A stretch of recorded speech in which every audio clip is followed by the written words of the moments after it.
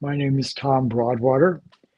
I'm a assistant resident Lama at Columbus KTC, and this is the 11:30 Dharma Talk.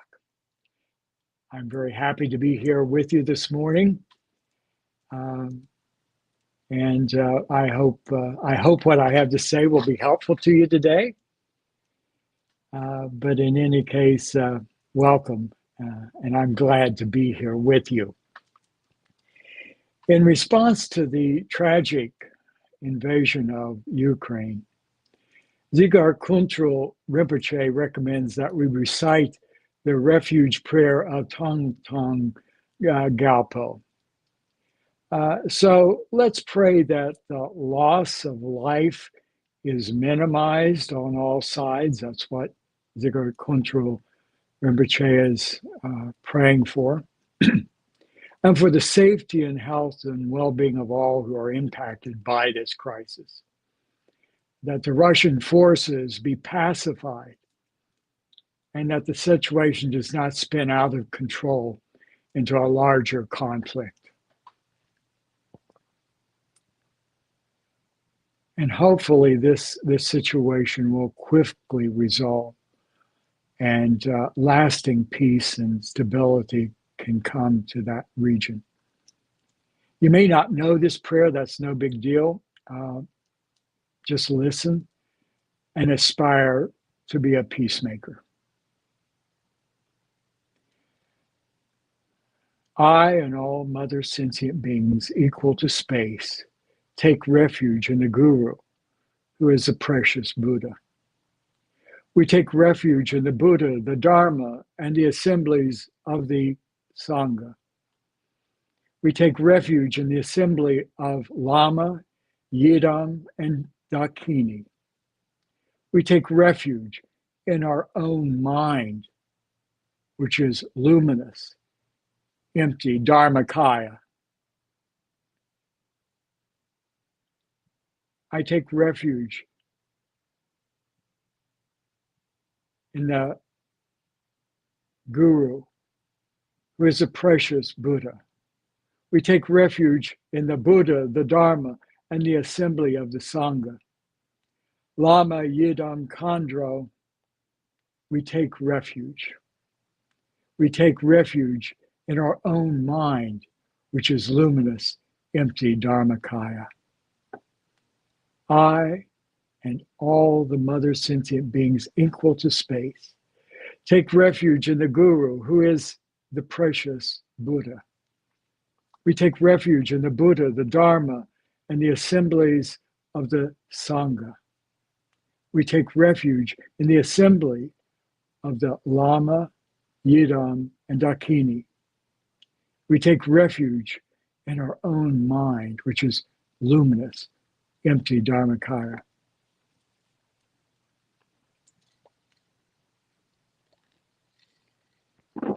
So today's talk is about the Song of the Wild Asses. It's a story about Milarepa and his student Rechumpa. The stories come from the 1,000 Songs of Milarepa. So let's start by giving a little background to the story. Let's first talk a little bit about Milarepa. Milarepa was a 12th century Tibetan Buddhist saint and yogi. So he was remarkably reflective, a mystical person. The exact date of his birth is disputed, so I think there are at least two different dates. His picture is behind me in this tanka that I have. His early story is about his making amends for the revenge deaths he caused in his immediate family.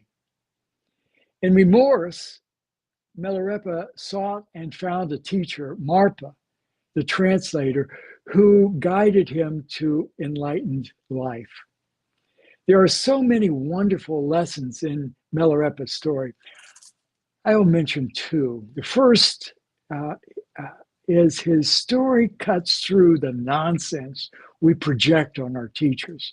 The point is that every teacher, every great teacher, was once a student. We don't always know the difficulties that they've struggled with, but every teacher has a human story. Milarepa teaches us something else too. He teaches us that no matter how messed up our lives have been or are, we are always worthy to be acceptable students. But Milarepa tells us that no matter how messed up our lives are, no matter how much we've misbehaved, it is still possible to practice Dharma and achieve liberation. Dharma practice is not for special people, a special few people. It's not just for the rich, the famous, or the saintly. The fact is, Tibet's greatest saint began his journey as a murderer, a mass murderer. We'll never be able to duplicate the diligence of Milarepa's efforts. But from whatever point we are starting, we can be inspired by Milarepa's life. And certainly, if we preserve on the path, our journey will appear to us as heroic as his was. For sure, on the path, we'll need Milarepa's discipline. Milarepa lived his life without a lot of religious trappings, and we'll need that simplicity to uncomplicate our own lives. Milarepa lived his simple lifestyle while seeking refuge in mountain caves, where he is known to meditate for months on and on. His life provided inspiration to that Buddhist renaissance that was occurring at his time. And it continues to inspire us to this very day. We know that Milarepa's life was legendary. And in particular, he is known for his songs of realization called dohas, recorded in the 100,000 songs of Milarepa. He was also adept at pointing out the enlightened mind. Despite, or maybe because of his simple life, he attracted lots of followers. There were two in particular, Lord of Dharma Gampopa and Rechumpa. The stories that I'm going to recount today are about Rechumpa and Milarepa. Rechumpa was a disciple and student of Milarepa from a very young age. When they were together, they were called father and son. When Milarepa met Rechumpa, the boy was an expert at reciting scripture.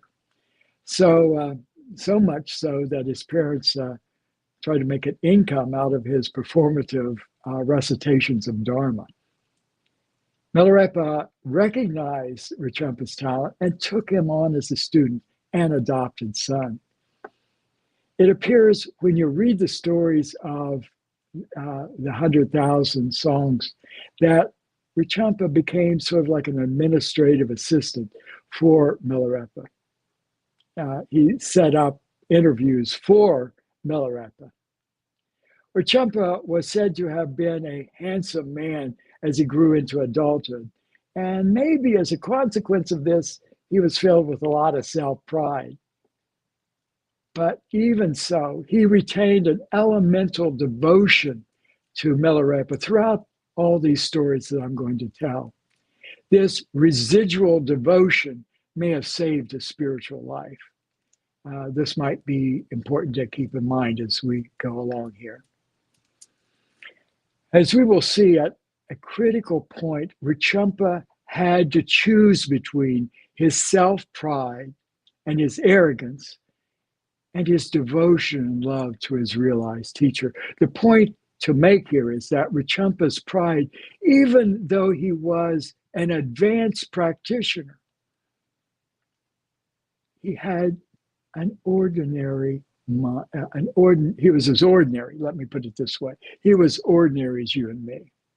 And so the story can strike some chords within our own heart.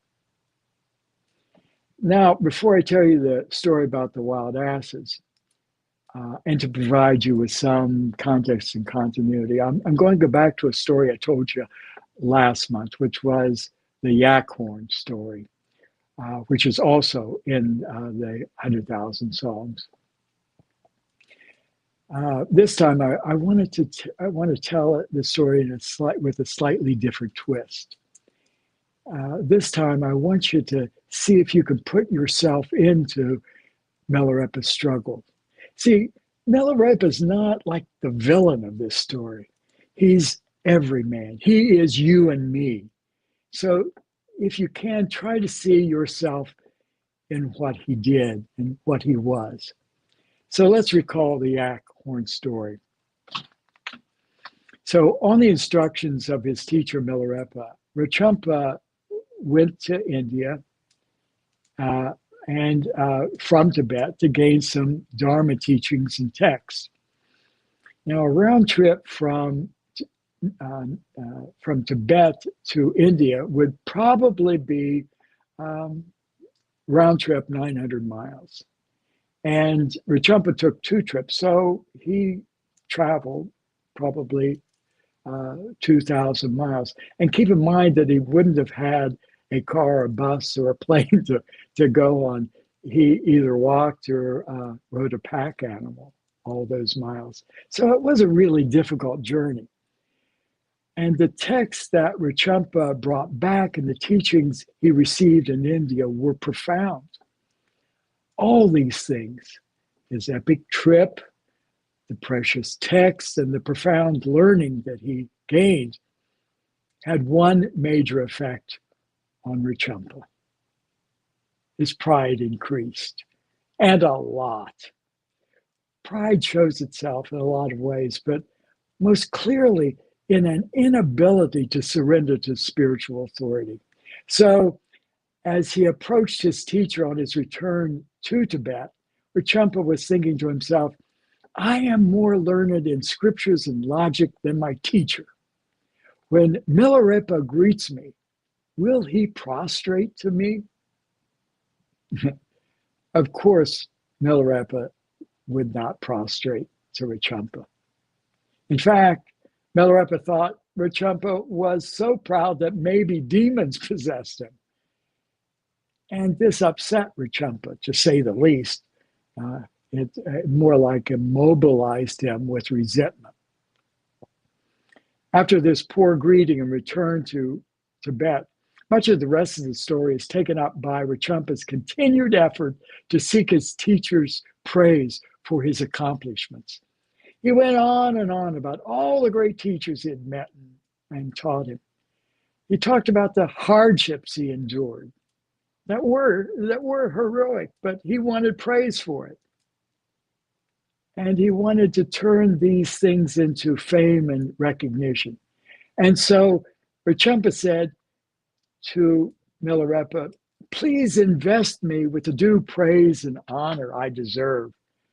Of course, Milarepa ignored Rechumpa's pleas. He saw Milarepa's pride and wouldn't reinforce it. So let's stop here for just a minute and see how this might apply to our own stories, our own lives.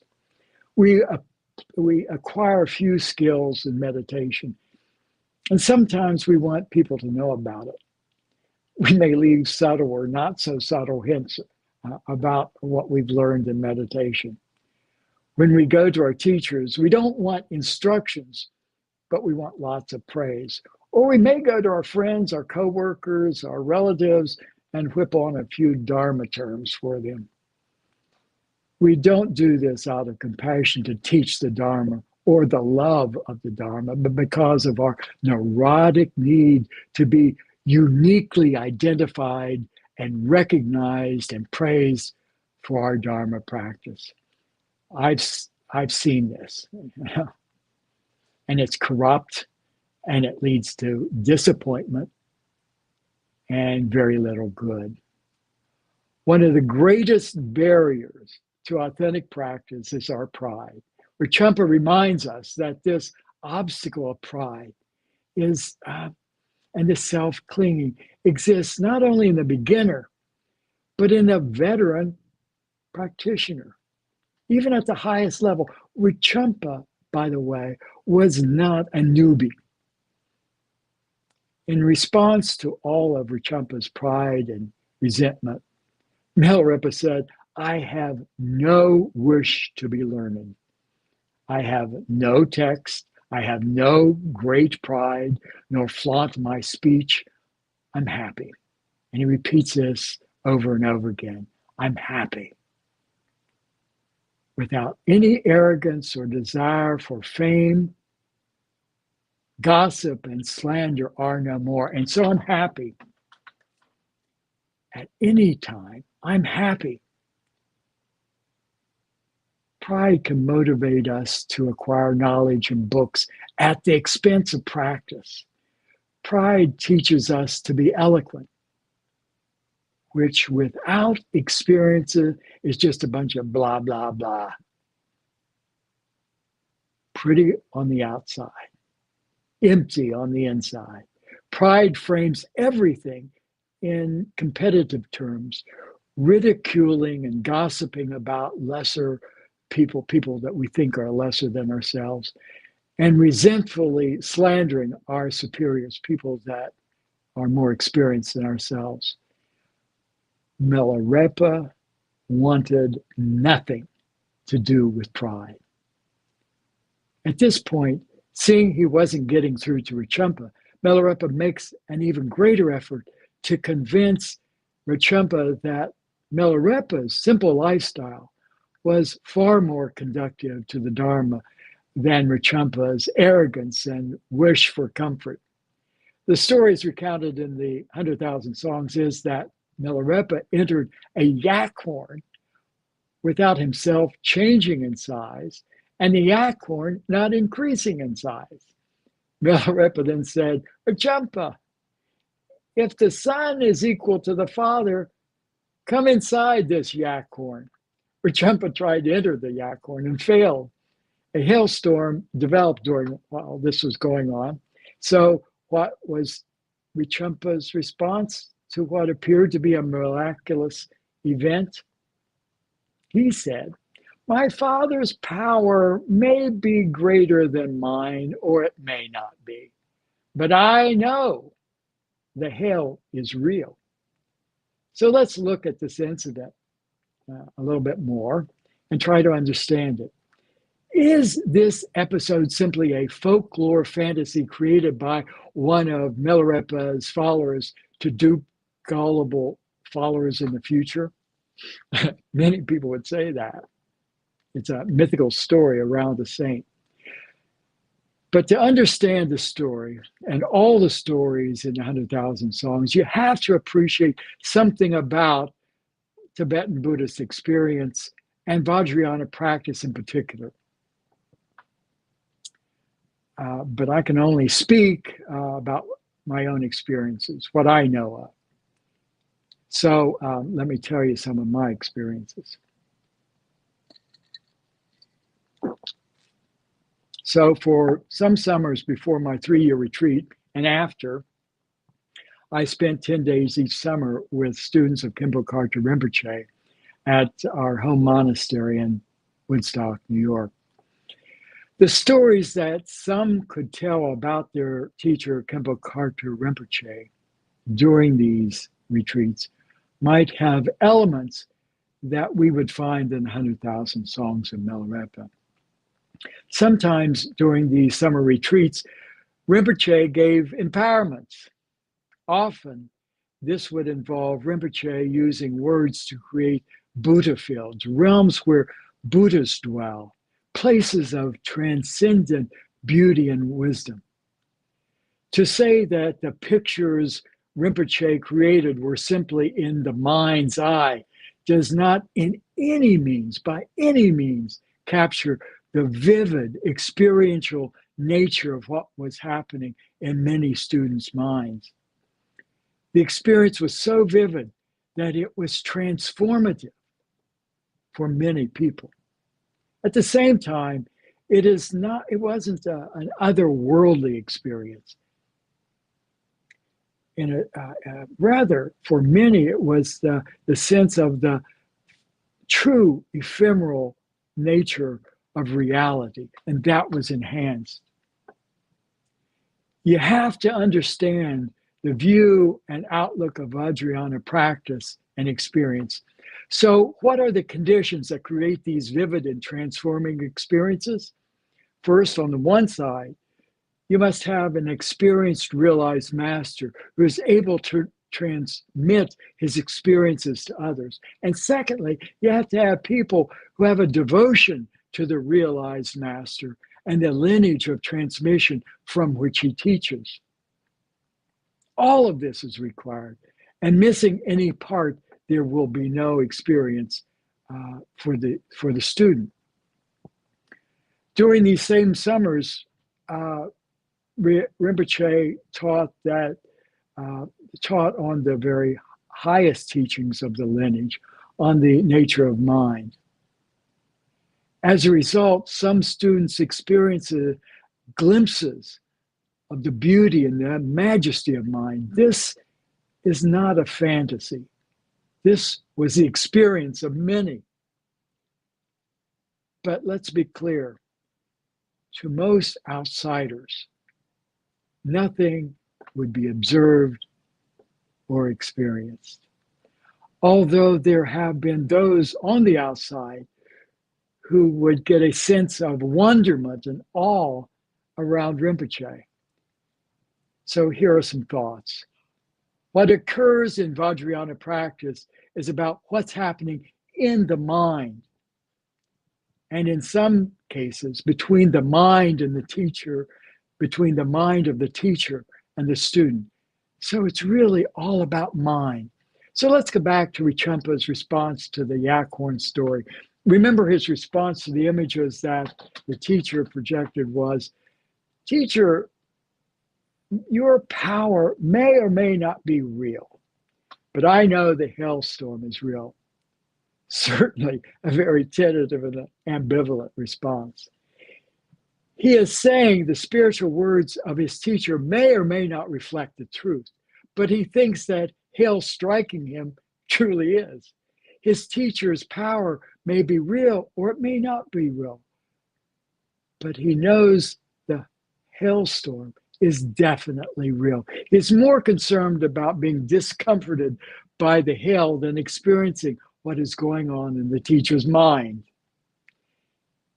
He had some devotion to Milarepa as a result of being with him from a young age. So he sees his teacher in the yak horn, but he does not have enough faith and devotion to enter the yak horn and to be there with his teacher.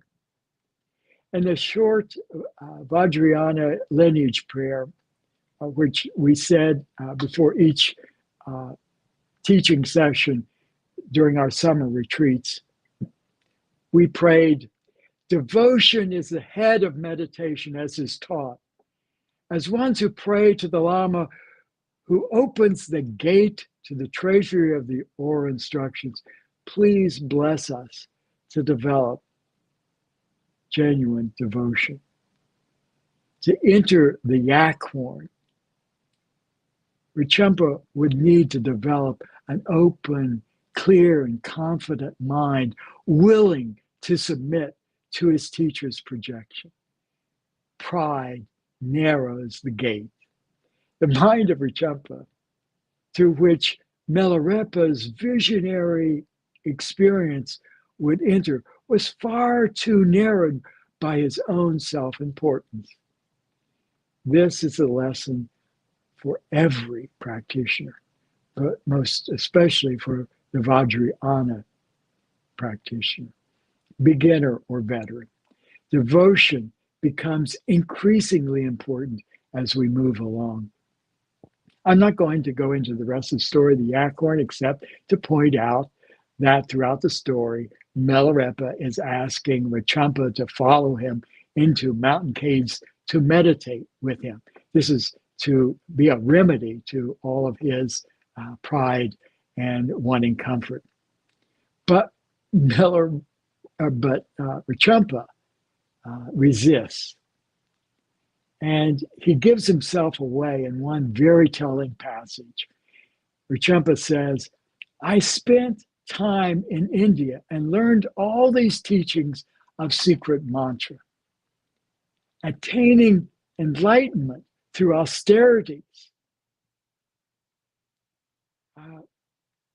It's just not something I want to do. Instead, he felt he had paid his dues, and as a result, he was entitled to desirable things. But at each level of practice, renunciation becomes increasingly more important. In that same prayer that I recited earlier, we pray further. Detachment or renunciation is a further meditation as is taught. As ones with no craving for food or wealth, who cuts through the ties of this life, please bless us to have no attachment to honor or gain. So Rechumpa wasn't having anything to do with mountain caves. Now I'm thinking of Khenpo Rinpoche. He was the object of extraordinary generosity from his students and donors. But how did he live? He lived in a Lama house outside of Delhi, New York, down a dusty old country road. The house he lived in, he shared with others. And on special occasions, there were as many as 40 or 50 people congregating in and around his house. In that house, he had one room with a bathroom. He ate simple vegan diet. And he's really an example of a great meditation teacher, in part because he led a very simple life, detached from some of the desirable things that Rechumpa craved. So we end this account of the yak horn. Now we take up the story of the Song of the Wild Asses. I can't retell the entire story word for word, so there's going to be some deletions. If there are things I leave out that I shouldn't have, my apologies ahead of the account. So far in the yak story, that yak horn story, Milarepa is trying to bring Rechumpa out of his trance of self-importance. And so far he's unsuccessful. So Milarepa takes his students to a place called Poto. And in typical fashion, his oppositional student wants to take a detour to meet with benefactors. The text says, Rechumpa grudgingly conceded to his teacher and went with him to Poto. While making camp for the night, Milarepa tells Rechumpa to get some water from a close by river. And Milarepa makes a fire. After fetching the water, Rechumpa comes across a wild ass. In Tibetan, it's called a kyung. And that wild ass was giving birth. These animals are sort of chestnut brown animals. They're about 4 foot tall with long tails. They're really beautiful animals. Well, anyway, Rechumpa became enthralled by the picture of this wild ass giving birth, and it became a even more miraculous affair when it kept repeating. More and more births were being given by the kyungs that were birthed in the first place. So it was just a miraculous kind of situation going on there. And it was really a magical display emanating from Milarepa's mind. So meanwhile, back at the camp, Milarepa sees all of the texts Rechumpa had brought from India and burnt all but a few. Returning to camp, Rechumpa sees his texts in the fire. When asked why he burnt all these texts, Milarepa said, thinking You were dead, I had no use for the text. They would be just a distraction from virtuous activity. So I burn them all. They're useless texts. The song says that Milarepa at that point lost faith in Milarepa. And he projected onto his teacher what was in his own heart. He thought that Milarepa acted out of anger.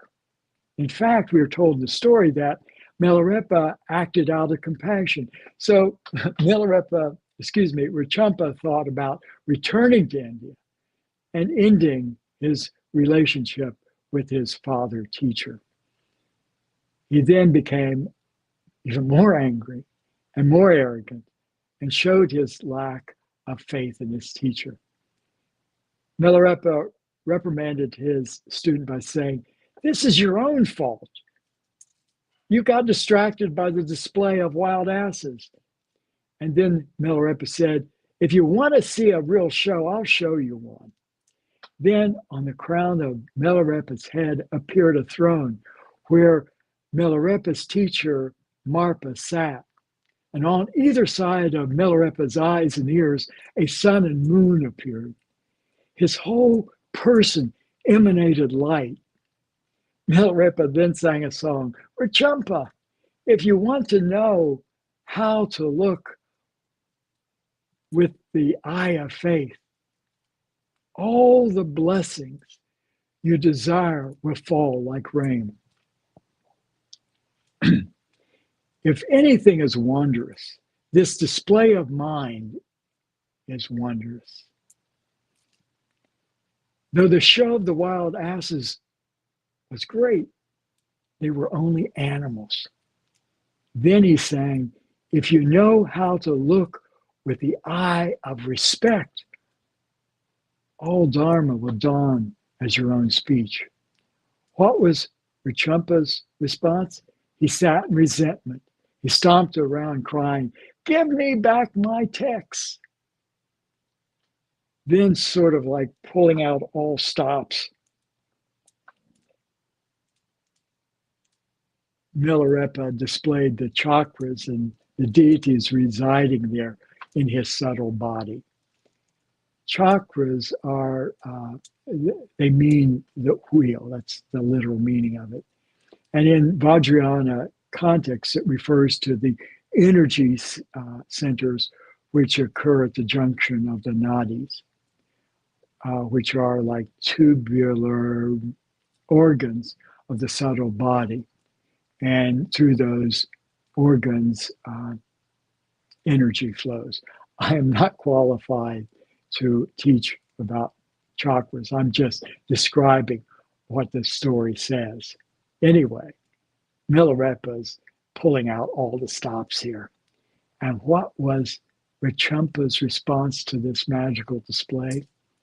Rechumpa said, "All this haphazard behavior is not impressive to me. Give me back my text.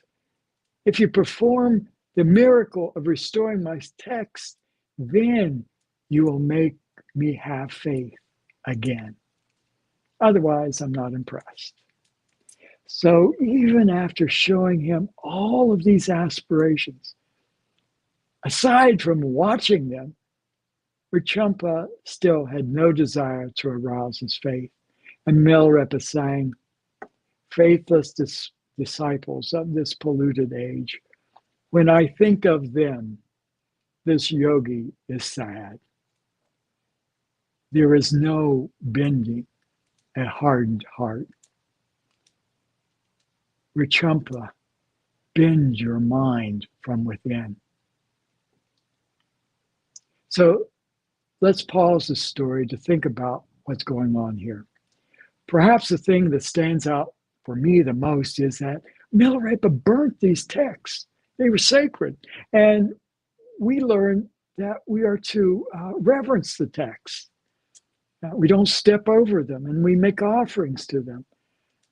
So the first thing to note is that Milarepa is an enlightened being.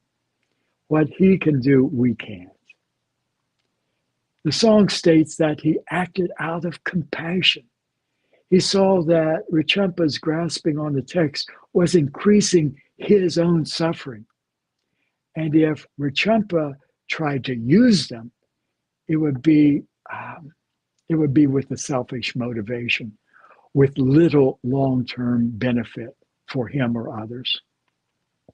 This burning of the text also shows that Milarepa's highest pastoral concern was the welfare of his student.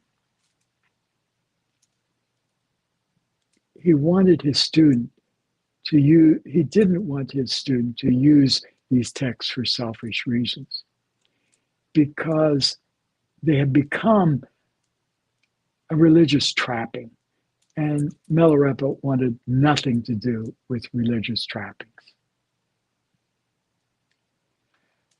Recently, I had the opportunity to talk to Khenpo Urgent at KTD, and I asked him about what topics I should teach on. And I was sort of surprised at his response. He never gave me an answer as to what topics I should teach on. Instead, he surprised me by saying that whatever I taught, if I had a good motivation in my teaching, that would benefit others. Conversely, I think he was saying that even if I spoke on the most profound topic, if I did it out of pride or with a competitive spirit, there would be absolutely no benefit. So Milarepa knew that Rechumpa's arrogance would not benefit others so long as he used the text to support his own arrogance. The same applies, in fact, to students listening to the Dharma. If our motivation is to collect teachings to increase our pride, to impress our family, our coworkers, or our friends, little good will be accomplished in our listening. The other thing to note here is that for the student-teacher relationship to be effective, the teacher has to be open and compassionate, and the student has to be open and devoted.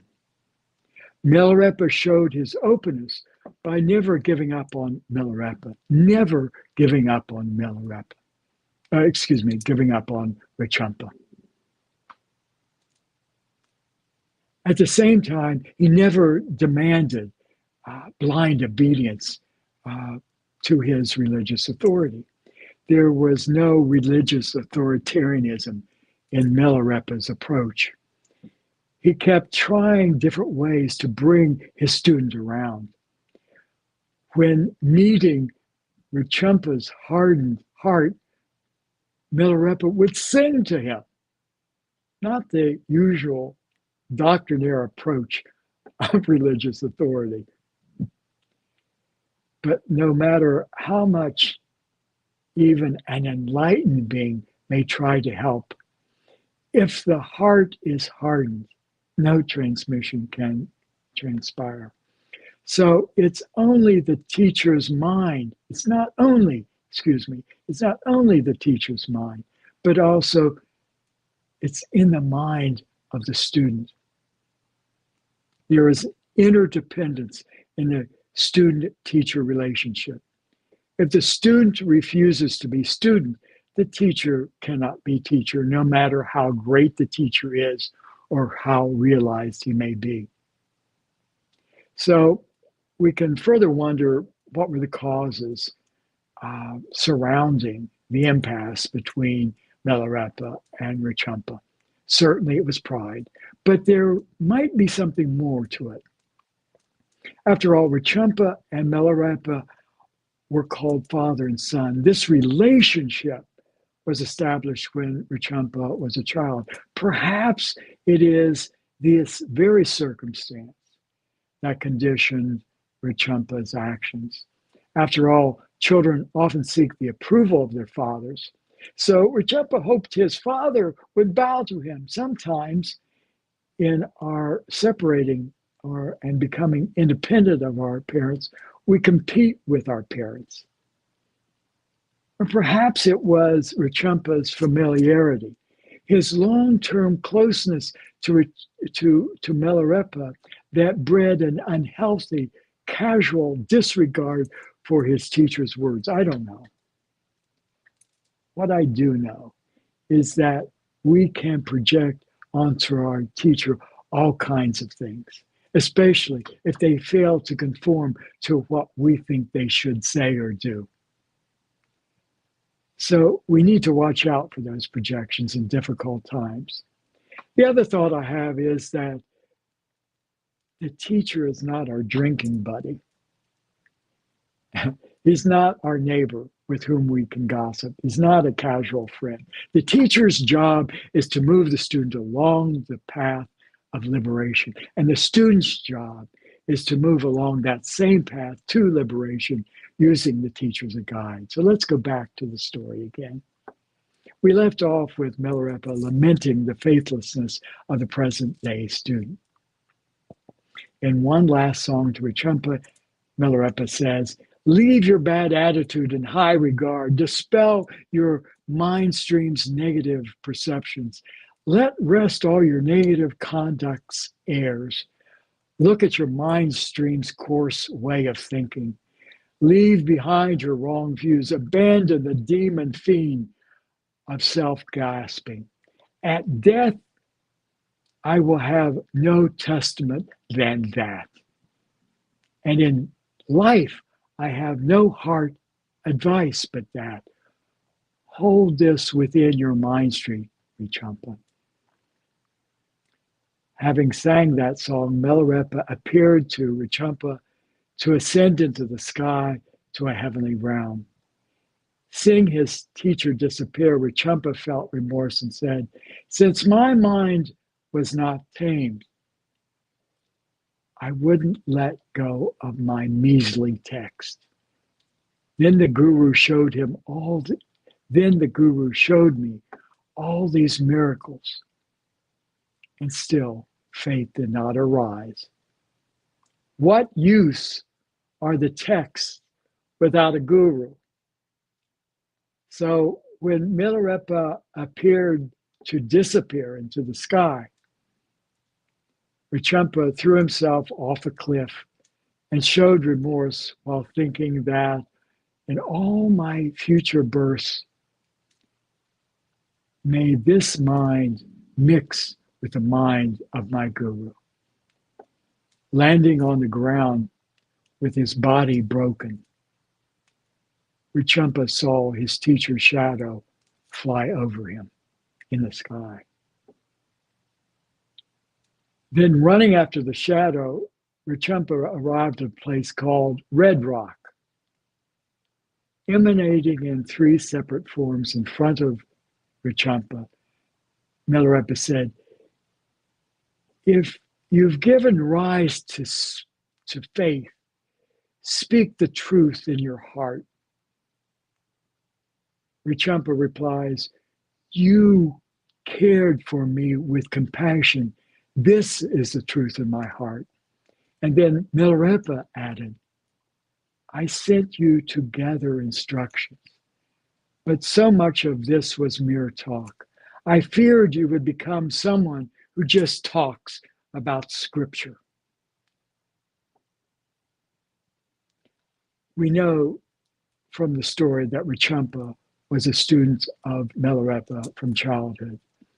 We can imagine he has shown his father respect during that time. Otherwise, had he not, this story could have had a far different narrative and ending. But at this point, the text that he carried with him from India fell into Rechumpa's hands because he showed remorse and confessed to his guru. And it says that from then on, Rechumpa never separated from the view that his guru was the Buddha in person. Rechumpa said, "Previously, I have paid respect and service to my guru, but still need to do more, and that's for certain." He did. And this text further says, he made the promise to do so, which he carried out fully. At different points in the story, Rechumpa was losing it, you might say. Anger, pride, and privilege blinded him with its raging fire and heat. Perceived slights by his teacher and father were felt as intensely as any physical assault. Under these circumstances, the heart becomes hardened and mindlessly reckless. This all happened to Rechumpa, and it could happen to you or me. But he was fortunate because under the surface was a residual respect and love for his teacher. It is because of that respect that his teacher was able, through persistent and skillful effort, to bring him back to a natural state of devotion. Now, before we conclude this story, I want to make one last comment. The cautionary aspect of this story is that you and I are fledglings in Dharma. Rechumpa was a veteran. He lived and breathed Dharma, and yet he struggled. So the point is, we will always need to be checking our motivation at whatever level we practice. There's always the possibility that we become jaded or prideful. In fact, for some, the possibility of pride actually increases as they move along. We all need to check our motivation when listening to the Dharma and relating to our teachers. Now let's conclude the story. Since Rechumpa was ready, Milarepa did what only a guru can do with perfection.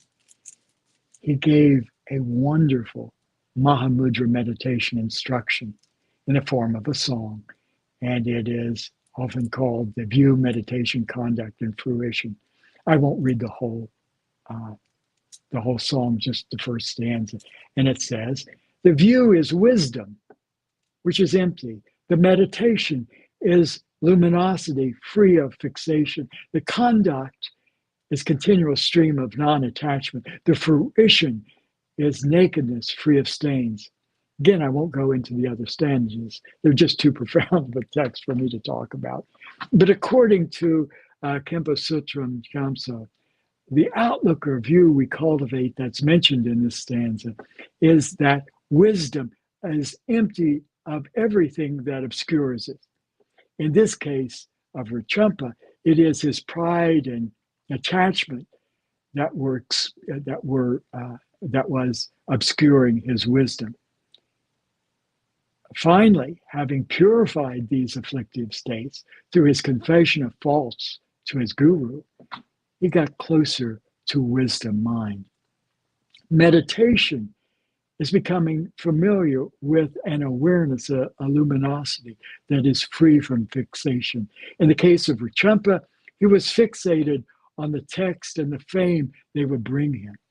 Once freed from this fixation, he could see more clearly, more luminously, that wisdom state. This conduct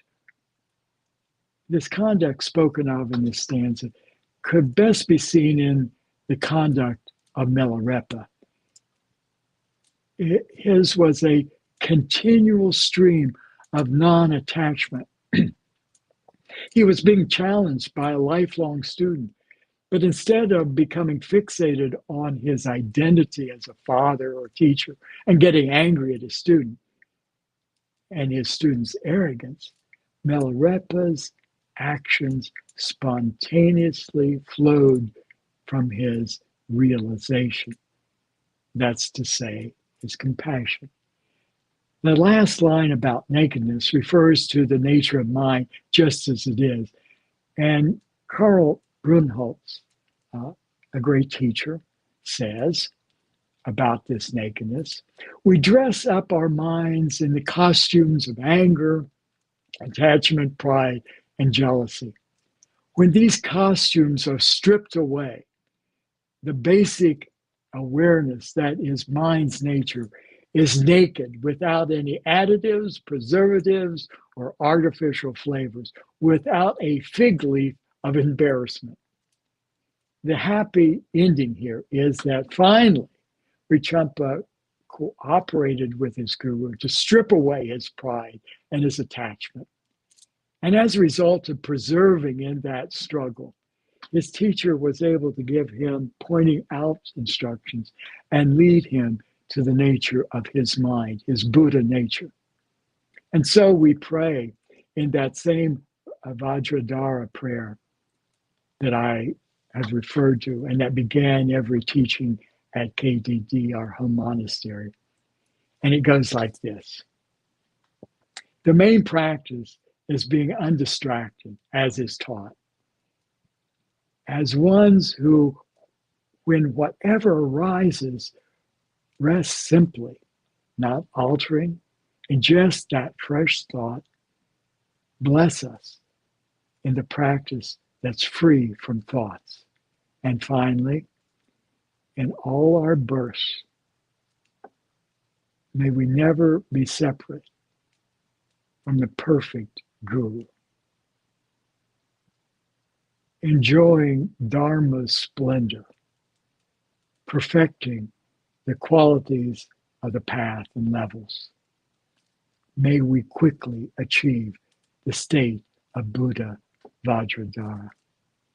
And so that's my wish for you and for me, that we never separate from the perfect Guru, that we enjoy the splendor of the Dharma, and that we perfect all the qualities of the path and attain all the levels, and that we quickly achieve the state of Buddha Vajradhara. Thank you very much for listening to me today. Bless you during the week, and safe travels wherever you may go. Thank you, and good day.